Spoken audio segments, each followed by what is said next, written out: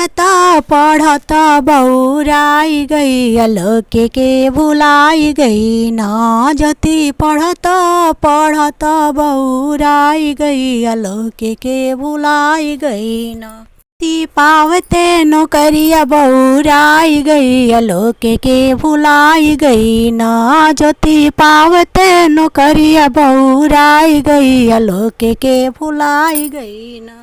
होला माँ जाके उनके लागे खिलवाड़ खाली होला माँ जाके उनके लागे खिलवाड़ खाली।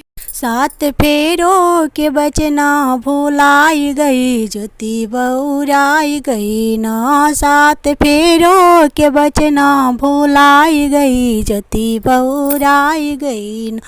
ज्योति पावते नौकरिया बौराई गई पति के भुलाई गई आलोक के भुलाई गई ना। अपने पिया के मेहरबानियाँ करा दी माने मानिया। अपने पिया के मेहरबानियाँ करा दी माने मानिया।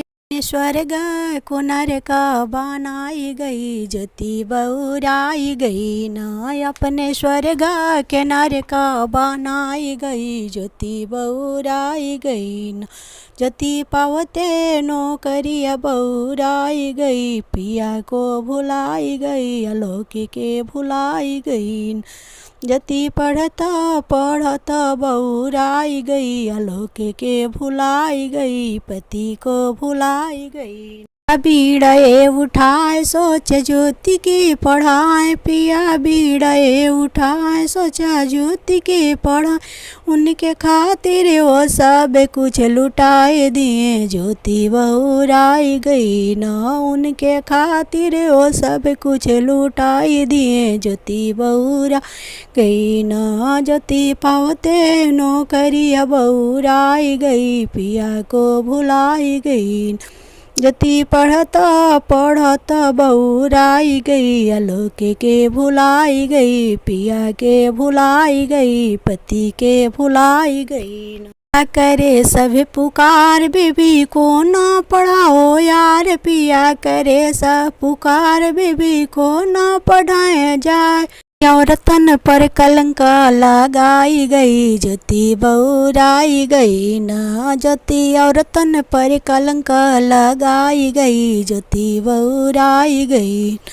ज्योति पढ़ता पढ़ता बौराई गई आलोक के भुलाई गई ना। ज्योति पढ़ता बौराई पावते नौकरिया बौराई गई आलोक के भुलाई गई ना। ज्योति पावते नौकरिया बौराई गई आलोक के भुलाई गई ना। प्रेम की आवाज़ भूली पिया की मीठी बात भूली प्रेम की आवाज़ भूली पिया की मीठी बात। अपने जिंदगी के नरक बनाई गई पिया के भुलाई गई पिया के भुलाई गई। अपना जिंदगी के नरक बनाई गई पिया के भुलाई गई।